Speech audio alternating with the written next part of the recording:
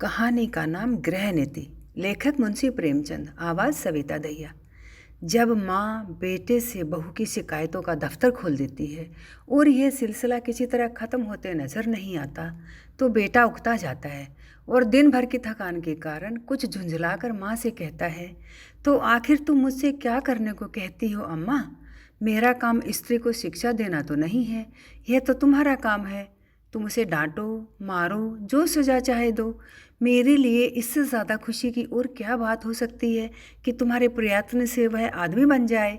मुझसे मत कहो कि उसे सलीका नहीं है, तमीज़ नहीं है, बेअदब है, उसे डांट कर सिखाओ। माँ: वाह, मुंह से बात निकालने नहीं देती, डांटू तो मुझे ही नोच खाए। उसके सामने अपनी आबरू बचाती फिरती हूँ कि किसी के मुंह पर मुझे कोई अनुचित शब्द न कह बैठे।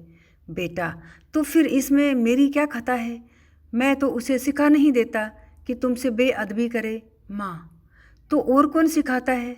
बेटा: तुम तो अंधेर करती हो अम्मा। माँ: अंधेर नहीं करती, सत्य कहती हूँ। तुम्हारी ही शह पाकर उसका दिमाग बढ़ गया है। जब वह तुम्हारे पास जाकर टेसुए बहाने लगती है तो कभी तुमने उसे डांटा, कभी समझाया कि तुझे अम्मा का अदब करना चाहिए? तुम तो खुद उसके गुलाम हो गए हो। वह समझती है मेरा पति कमाता है, फिर मैं क्यों न रानी बनूं, क्यों किसी से दबूं? मर्द जब यह शह न दे, औरत का इतना गुर्दा हो ही नहीं सकता। बेटा: तो क्या मैं उससे कह दूं कि मैं कुछ नहीं कमाता, बिल्कुल निखट्टू हूँ? क्या तुम समझती हो तब वह मुझे जलील न समझेगी? हर एक पुरुष चाहता है कि उसकी स्त्री उसे कमाऊ, योग्य, तेजस्वी समझे और सामान्यतः वह जितना है उससे बढ़कर अपने को दिखाता है। मैंने कभी नादानी नहीं की, कभी स्त्री के सामने डींग नहीं मारी, लेकिन स्त्री की दृष्टि में अपना सम्मान खोना तो कोई भी न चाहेगा। माँ: तुम कान लगाकर, ध्यान देकर और मीठी मुस्कुराहट के साथ उसकी बातें सुनोगे तो वह क्यों न शेर होगी। तुम खुद चाहते हो कि स्त्री के हाथों मेरा अपमान कराओ। मालूम नहीं मेरे किन पापों का तुम मुझे ये दंड दे रहे हो। किन अरमानों से, कैसे कैसे कष्ट झेलकर मैंने तुम्हें पाला। खुद नहीं पहना, तुम्हें पहनाया, खुद नहीं खाया, तुम्हें खिलाया। मेरे लिए तुम उस मरने वाली की निशानी थे और मेरी सारी अभिलाषाओं का केंद्र। तुम्हारी शिक्षा पर मैंने हजारों के आभूषण होम कर दिए। विधवा के पास दूसरी कौन सी निधि थी, इसका तुम मुझे यह पुरस्कार दे रहे हो? बेटा: मेरी समझ में नहीं आता कि आप मुझसे चाहती क्या हैं। आपके उपकारों को मैं कब मेट सकता हूँ? आपने मुझे केवल शिक्षा ही नहीं दिलाई, मुझे जीवन दान दिया, मेरी सृष्टि की, अपने गहने ही नहीं होम किए, अपना रक्त पिलाया। अगर मैं 100 बार अवतार लूँ तो भी इसका बदला नहीं चुका सकता। मैं अपनी जान में आपकी इच्छा के विरुद्ध कोई काम नहीं करता। यथासाध्य आपकी सेवा में कोई बात उठा नहीं रखता। जो कुछ पाता हूँ लाकर आपके हाथों पर रख देता हूँ। और मुझसे क्या चाहती हैं, और मैं कर ही क्या सकता हूँ? ईश्वर ने हमें तथा आपको और सारे संसार को पैदा किया, उसका हम उसे क्या बदला देते हैं? क्या बदला दे सकते हैं? उसका नाम भी तो नहीं लेते, उसका यश भी तो नहीं गाते। इससे क्या उसके उपकारों का भार कुछ कम हो जाता है?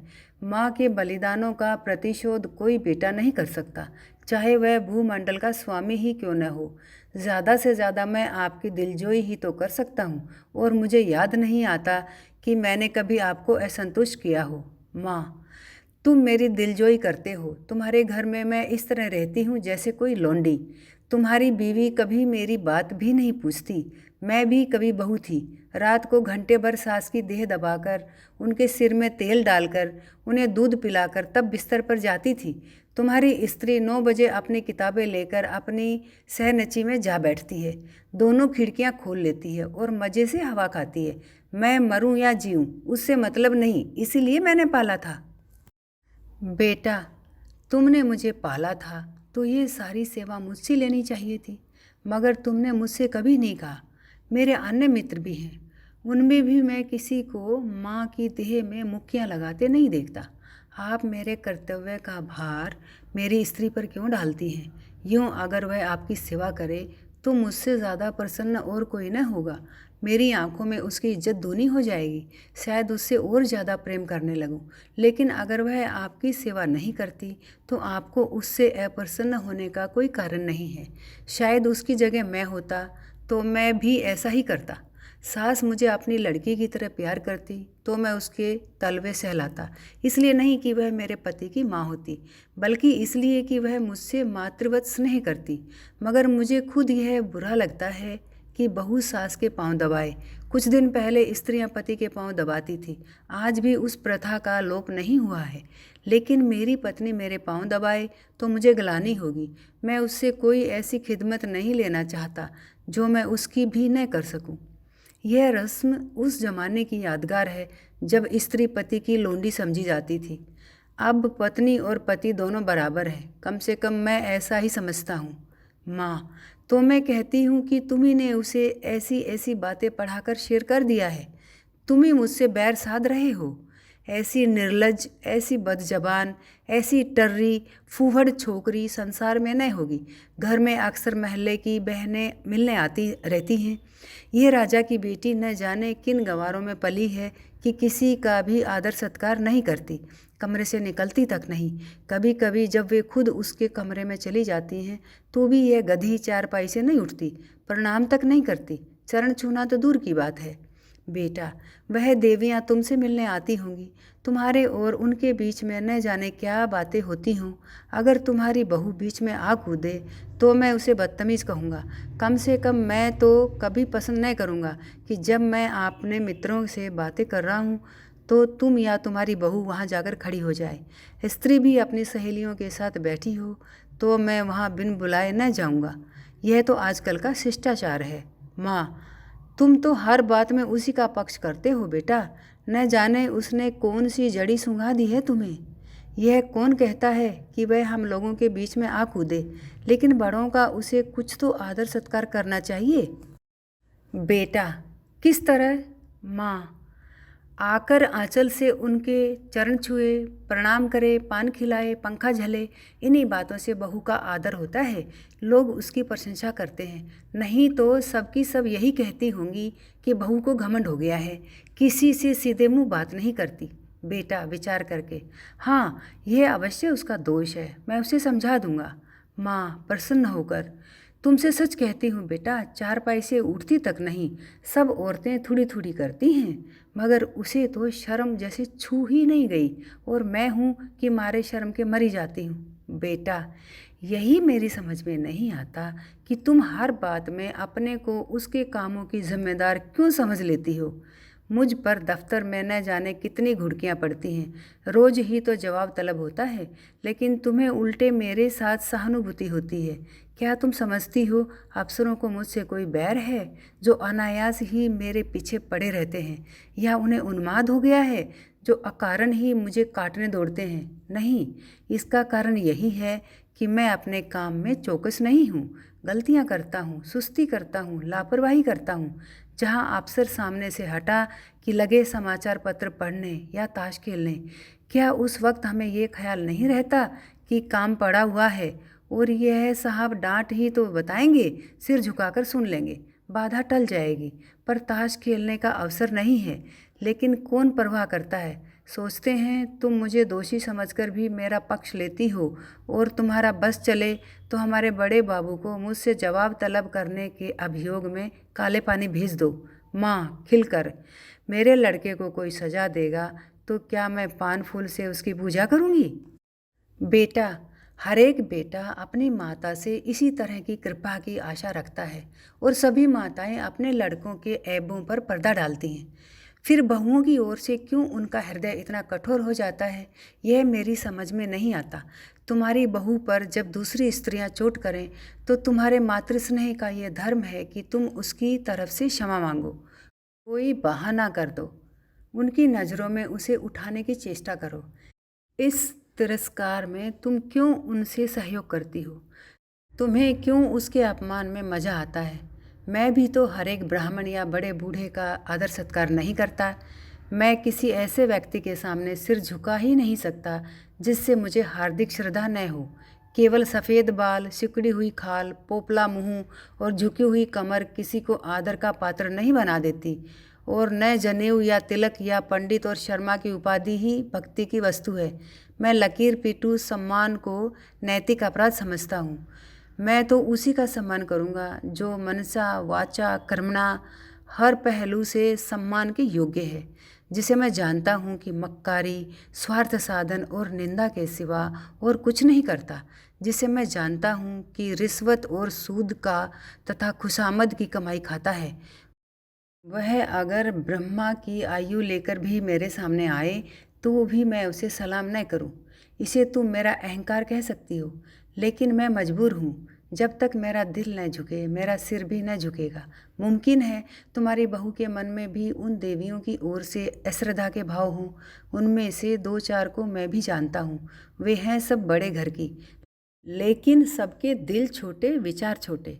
कोई निंदा की पुतली है तो कोई खुशामद में युक्त, कोई गाली गलौच में अनुपम, सभी रूढ़ियों की गुलाम, ईर्ष्या द्वेष से जलने वाली। एक भी ऐसा नहीं जिसने अपने घर को नरक का नमूना न बना रखा हो। अगर तुम्हारी बहू ऐसी औरतों के आगे सिर नहीं झुकाती तो मैं उसे दोषी नहीं समझता। माँ, अच्छा, अब चुप रहो बेटा। देख लेना तुम्हारी ये रानी एक दिन तुमसे चूल्हा न जलवाए और झाड़ू न लगवाए तो सही। औरतों को बहुत सिर चढ़ाना अच्छा नहीं होता। इस निर्लज्जता की भी कोई हद होती है कि बूढ़ी सास तो खाना पकाए और जवान बहू बैठी उपन्यास पढ़ती रहे। बेटा, बेशक यह बुरी बात है और मैं हरगिज नहीं चाहता कि तुम खाना पकाओ और वह उपन्यास पढ़े, चाहे वह उपन्यास प्रेमचंद जी ही के क्यों न हों। लेकिन यह भी तो देखना होगा कि उसने अपने घर कभी खाना नहीं पकाया। वहाँ रसोईया महाराज है, और जब चूल्हे के सामने जाने से उसके सिर में दर्द होने लगता है तो उसे खाना पकाने के लिए मजबूर करना उस पर अत्याचार करना है। मैं तो समझता हूँ जो जो हमारे घर की दशा का ज्ञान उसे होगा, उसके व्यवहार में आप ही आप इश्कताह होती जाएगी। यह उसके घर वालों की गलती है कि उन्होंने उसकी शादी किसी धनी घर में नहीं की। हमने भी यह शरारत की कि अपनी असली हालत उनसे छिपाई और यह प्रकट किया कि हम पुराने रईस हैं। अब हम किस मुंह से यह कह सकते हैं कि तू खाना पका या बर्तन मांज अथवा झाड़ू लगा। हमने उन लोगों से छल किया है और उसका फल हमें चखना पड़ेगा। अब तो हमारी कुशल इसी में है कि अपनी दुर्दशा को नम्रता, विनय और सहानुभूति से ढाकें और उसे अपने दिल को यह तसल्ली देने का अवसर दें कि बला से धन नहीं मिला, घर के आदमी तो अच्छे मिले। अगर यह तसल्ली भी हमने उससे छीन ली तो तुम ही सोचो उसको कितनी विदारक वेदना होगी। शायद वह हम लोगों की सूरत से भी घृणा करने लगे। माँ, उसके घर वालों को 100 दफ़े गरज थी तब हमारे यहाँ ब्याह किया। हम कुछ उनसे भीख मांगने गए थे। बेटा, उनको अगर लड़के की गरज थी तो हमें धन और कन्या दोनों की गरज थी। माँ, यहाँ के बड़े बड़े रईस हमसे नाता करने को मुंह फैलाए हुए थे। बेटा, इसीलिए कि हमने रईसों का स्वांग बना रखा है। घर की असली हालत खुल जाए तो कोई बात भी न पूछे। माँ, तो तुम्हारे ससुराल वाले ऐसे कहाँ के रईस हैं? इधर जरा वकालत चल गई तो रईस हो गए, नहीं तो तुम्हारे ससुर के बाप मेरे सामने चपरासगिरी करते थे। और लड़की का यह दिमाग कि खाना बनाने से सिर में दर्द होता है। अच्छे अच्छे घरों की लड़कियां गरीबों के घर आती हैं और घर की हालत देखकर वैसा ही बर्ताव करती हैं। यह नहीं कि बैठी अपने भाग्य को कोसा करें। इस छोकरी ने हमारे घर को अपना समझा ही नहीं। बेटा, जब तुम समझने भी दो, जिस घर में घुड़कियों, गालियों और कटुताओं के सिवा और कुछ न मिले, उसे अपना घर कौन समझे। घर तो वह है जहाँ स्नेह और प्यार मिले। कोई लड़की डोली से उतरते ही सास को अपनी माँ नहीं समझ सकती। माँ तभी समझेगी जब सास पहले उसके साथ माँ का सा बर्ताव करे, बल्कि अपनी लड़की से ज़्यादा प्रिय समझे। माँ, अच्छा, अब चुप रहो, जी न जलाओ। यह ज़माना ही ऐसा है कि लड़कों ने स्त्री का मुंह देखा और उसके गुलाम हुए। ये सब न जाने कौन सा मंत्र सीख कर आती हैं। यह बहू बेटी के लक्षण है कि पहर दिन चढ़े सोकर उठे। ऐसी कुलच्छनी बहू का तो मुंह न देखूं। बेटा, मैं भी तो देर से सोकर उठता हूँ। अम्मा, मुझे तो तुमने कभी नहीं कोसा। माँ, तुम हर बात में उससे अपनी बराबरी करते हो। बेटा, यह उसके साथ घोर अन्याय है, क्योंकि जब तक वह इस घर को अपना नहीं समझती तब तक उसकी हैसियत मेहमान की है, और मेहमान की हम खातिर करते हैं, उसके ऐब नहीं देखते। माँ, ईश्वर न करे कि किसी को ऐसी बहू मिले। बेटा, तो वह तुम्हारे घर में रह चुकी। माँ, क्या संसार में औरतों की कमी है? बेटा, औरतों की कमी तो नहीं, मगर देवियों की कमी जरूर है। माँ, नौज ऐसी औरत सोने लगती है तो बच्चा चाहे रोते रोते बेदम हो जाए, मिनकती तक नहीं। फूल सा बच्चा लेकर मैके गई थी, 3 महीने में लौटी तो बच्चा आधा भी नहीं है। बेटा, तो क्या मैं यह मान लूँ कि तुम्हें उसके लड़के से जितना प्रेम है उतना उसे नहीं है? यह तो प्रकृति के नियम के विरुद्ध है। और मान लो वह निर्मोहिनी ही है तो यह उसका दोष है। तुम क्यों उसकी जिम्मेदारी अपने सिर लेती हो? उसे पूरी स्वतंत्रता है, जैसे चाहे अपने बच्चे को पाले। अगर वह तुमसे कोई सलाह पूछे, प्रसन्न मुख से दे दो, न पूछे तो समझ लो उसे तुम्हारी मदद की ज़रूरत नहीं है। सभी माताएं अपने बच्चों को प्यार करती हैं और वह अपवाद नहीं हो सकती। माँ, तो मैं सब कुछ देखूं, मुंह न खोलूं, घर में आग लगते देखूं और चुपचाप मुंह में कालिख लगाए खड़ी रहूं? बेटा, तुम इस घर को जल्द छोड़ने वाली हो, उसे बहुत दिन रहना है। घर की हानि लाभ की चिंता जितनी उसे हो सकती है तुम्हें नहीं हो सकती। फिर मैं कर ही क्या सकता हूँ? ज़्यादा से ज़्यादा उसे डांट बता सकता हूँ, लेकिन वह डांट की परवाह न करे और तुर्की बतुर्की जवाब दे तो मेरे पास ऐसा कौन सा साधन है जिससे मैं उसे ताड़ना दे सकूं? माँ, तुम 2 दिन न बोलो तो देवता सीधे हो जाएं, सामने नाक रगड़े। बेटा, मुझे इसका विश्वास नहीं है। मैं उससे न बोलूँगा, वह भी मुझसे न बोलेगी। ज़्यादा पीछे पड़ूँगा तो अपने घर चली जाएगी। माँ, ईश्वर यह दिन लाए मैं तुम्हारे लिए नई बहू लाऊं। बेटा, संभव है इसकी भी चची हो। सहसा बहू आकर खड़ी हो जाती है। माँ और बेटा दोनों स्तंभित हो जाते हैं, मानो कोई बम गोला आ गिरा हो। रूपवती, नाजुक मिजाज, गर्वीली रमणी है, जो मानो शासन करने के लिए ही बनी है। कपोल तपतपाए हुए, पर अधरों पर विष भरी मुस्कान है और आंखों में व्यंग्य मिला परिहास। माँ, अपनी झेप छिपाकर, तुम्हें कौन बुलाने गया था? बहू, क्यों? यहाँ जो तमाशा हो रहा है उसका आनंद मैं न उठाऊं? बेटा, माँ बेटे के बीच में तुम्हें दखल देने का कोई हक नहीं। बहू की मुद्रा सहसा कठोर हो जाती है। बहू, अच्छा, आप जबान बंद रखिए। जो पति अपनी स्त्री की निंदा सुनता रहे वह पति बनने के योग्य नहीं। वह पति धर्म का क ख ग भी नहीं जानता। मुझसे अगर कोई तुम्हारी बुराई करता, चाहे वह मेरी प्यारी माँ ही क्यों न होती, तो मैं उसकी ज़बान पकड़ लेती। तुम मेरे घर जाते हो तो वहाँ तो जिसे देखती हूँ तुम्हारी प्रशंसा ही करता है। छोटे से बड़े तक गुलामों की तरह दौड़ते फिरते हैं। अगर उनके बस में हो तो तुम्हारे लिए स्वर्ग के तारे तोड़ लाएं। और उसका जवाब मुझे यहाँ यह मिलता है कि बात बात पर ताने, मेहने, तिरस्कार, बहिष्कार। मेरे घर तो तुमसे कोई नहीं कहता कि तुम देर से क्यों उठे, तुमने अमुक महोदय को सलाम नहीं किया, अमुक के चरणों पर सिर क्यों नहीं पटका। मेरे बाबूजी कभी गवारा न करेंगे कि तुम उनकी देह पर मुक्कियाँ लगाओ, या उनकी धोती धोओ, या उन्हें खाना पकाकर खिलाओ। मेरे साथ यहाँ ये बर्ताव क्यों? मैं यहाँ लौंडी बनकर नहीं आई हूँ, तुम्हारी जीवन संगिनी बनकर आई हूँ।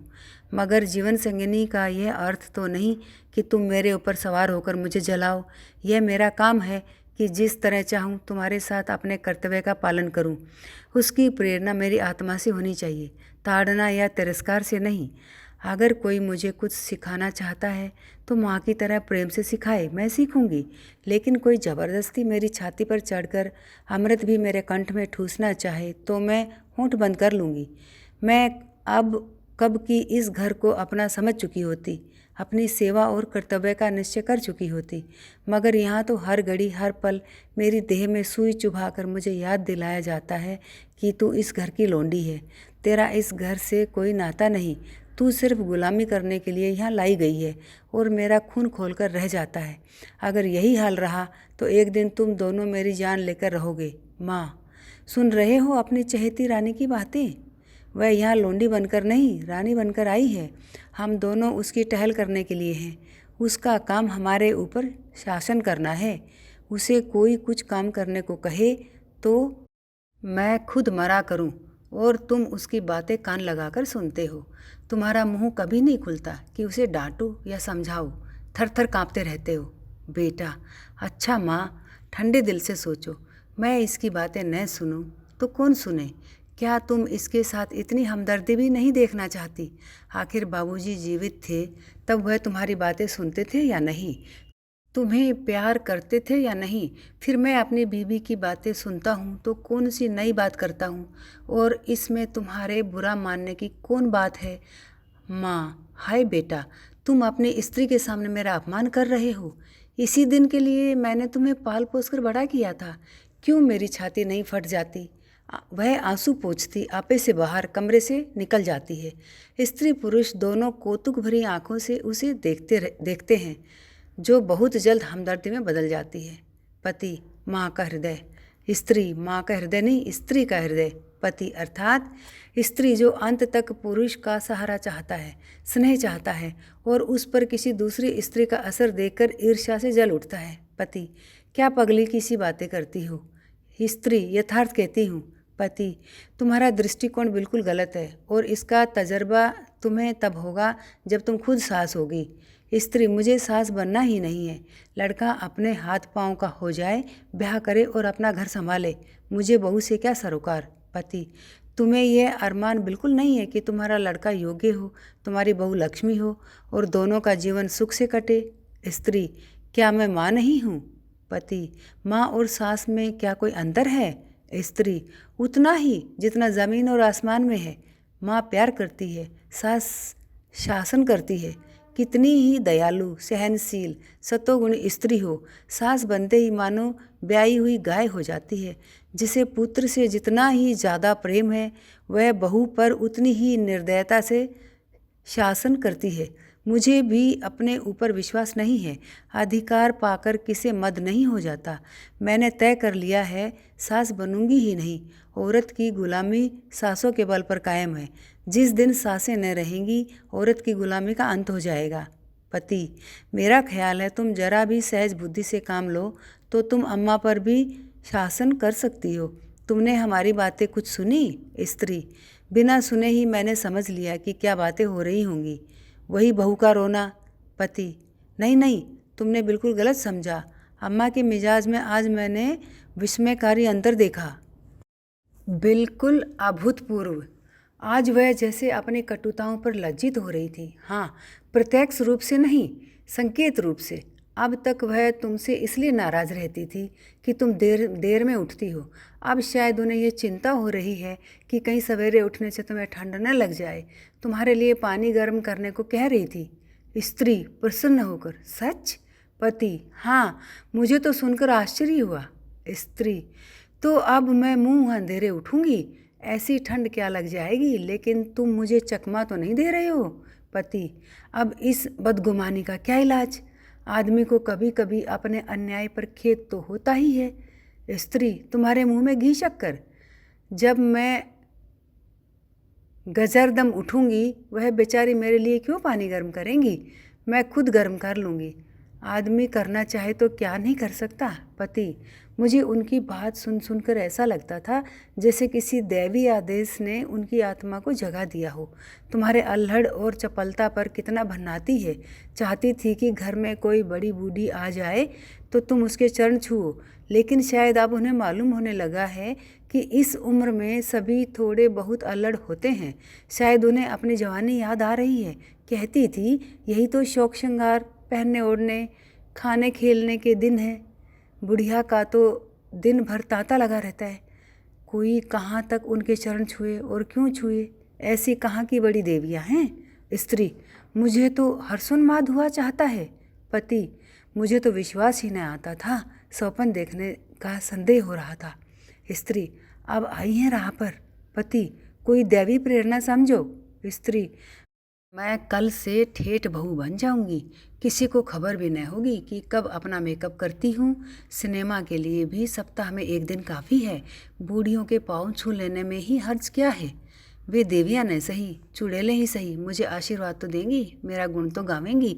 पति, सिनेमा का तो उन्होंने नाम भी नहीं लिया। स्त्री, तुमको जो इसका शौक है अब तुम्हें भी न जाने दूंगी। पति, लेकिन सोचो तुमने कितनी ऊंची शिक्षा पाई है, किस कुल की हो। इन खुसट बूढ़ियों के पाँव पर सिर रखना तुम्हें बिल्कुल शोभा न देगा। स्त्री, तो क्या ऊंची शिक्षा के यह मानी है कि हम दूसरों को नीचा समझें।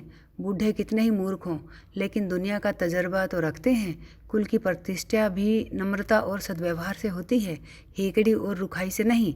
पति, मुझे तो यही ताजुब होता है कि इतनी जल्द इनकी काया पलट कैसे हो गई। अब इन्हें बहुओं का सास के पांव दबाना या उनकी साड़ी धोना या उनकी देह में मुकियाँ लगाना बुरा लगने लगा है। कहती थी बहू कोई लौंडी थोड़े ही है कि बैठी सास का पांव दबाए। स्त्री, मेरी कसम। पति, हाँ जी, सच कहता हूँ। और तो और अब वह तुम्हें खाना भी न पकाने देंगी। कहती थी जब बहू के सिर में दर्द होता है तो क्यों उसे सताया जाए, कोई महाराज रख लो। स्त्री, फूली न समाकर, मैं तो आकाश में उड़ी जा रही हूँ। ऐसी सास के तो चरण धो धो कर पिए, मगर तुमने पूछा नहीं अब तक तुम क्यों उसे मार मार कर हकीम बनाने पर तुली रहती थी। पति, पूछा क्यों नहीं, भला मैं छोड़ने वाला था। बोली, मैं अच्छी हो गई थी, मैंने हमेशा खाना पकाया है, फिर वह क्यों न पकाए। लेकिन अब उनकी समझ में आया है कि वह निर्धन बाप की बेटी थी, तुम संपन्न कुल की कन्या हो। स्त्री, अम्मा जी दिल की साफ हैं, इन्हें मैं क्षमा के योग्य समझती हूँ। जिस जलवायु में हम पलते हैं उसे एक बारगी नहीं बदल सकते। जिन रूढ़ियों और परंपराओं में उनका जीवन बीता है उन्हें तुरंत त्याग देना उनके लिए कठिन है। वह क्यों कोई भी नहीं छोड़ सकता। वह तो फिर भी बहुत उदार हैं। तुम अभी महाराज मत रखो, खामखा जेर बार क्यों होंगे। जब तरक्की हो जाए तो महाराज रख लेना, अभी मैं खुद पका लिया करूँगी। 3-4 प्राणियों का खाना ही क्या, मेरी जात से कुछ अम्मा को आराम मिले। मैं जानती हूँ सब कुछ, लेकिन कोई रोब जमाना चाहे तो मुझसे बुरा कोई नहीं। पति, मगर यह तो मुझे बुरा लगेगा कि तुम रात को अम्मा के पाँव दबाने बैठो। स्त्री, बुरा लगने की कौन बात है, जब उन्हें मेरा इतना ख्याल है तो मुझे भी उनका लिहाज करना ही चाहिए। जिस दिन मैं उनके पाँव दबाने बैठूंगी वह मुझ पर प्राण देने लगेंगी। आखिर बहू बेटे का कुछ सुख उन्हें भी तो हो, बड़ों की सेवा करने में हेठी नहीं होती। बुरा तब लगता है जब वह शासन करते हैं और अम्मा मुझसे पाँव दबवाएंगी, थोड़े ही से इनका यश मिलेगा। पति, अब तो अम्मा को तुम्हारी फजूल खर्ची भी बुरी नहीं लगती। कहती थी रुपए पैसे बहू के हाथ में दे दिया करो। स्त्री, चिढ़कर तो नहीं कहती थी। पति, नहीं नहीं नहीं, प्रेम से कह रही थी। उन्हें अब भय हो रहा है कि उनके हाथ में पैसे रहने से तुम्हें असुविधा होती होगी, तुम बार बार उनसे मांगती लजाती भी होगी और डरती भी होगी, एवं तुम्हें अपनी ज़रूरतों को रोकना पड़ता होगा। स्त्री, ना भैया, मैं ये जंजाल अभी नहीं अपने सिर न लूँगी। तुम्हारी थोड़ी सी तो आमदनी है, कहीं जल्दी से खर्च हो जाए तो महीना कटना मुश्किल हो जाए। थोड़े में निर्वाह करने की विद्या उन्हीं को आती है। मेरी ऐसी ज़रूरतें ही क्या हैं। मैं तो केवल अम्मा जी को चिढ़ाने के लिए उनसे बार बार रुपए मांगती थी। मेरे पास तो खुद 150 रुपये पड़े रहते हैं। बाबूजी का पत्र आता है तो उसमें 10-20 के नोट ज़रूर होते हैं, लेकिन अब मुझे हाथ रोकना पड़ेगा। आखिर बाबूजी कब तक देते चले जाएंगे, और यह कौन सी अच्छी बात है कि मैं हमेशा उन पर टैक्स लगाती रहूं। पति, देख लेना अम्मा तुम्हें कितना प्यार करती हैं। स्त्री, तुम भी देख लेना मैं उनकी कितनी सेवा करती हूँ। पति, मगर शुरू तो उन्होंने किया। स्त्री, केवल विचार में, व्यवहार में आरंभ मेरी ही ओर से होगा। भोजन पकाने का समय आ गया, चलती हूँ। आज कोई खास चीज़ तो नहीं खाओगे। पति, तुम्हारे हाथों की रूखी रोटियां भी पकवान का मजा देंगी। स्त्री, अब तुम नटखटी करने लगे।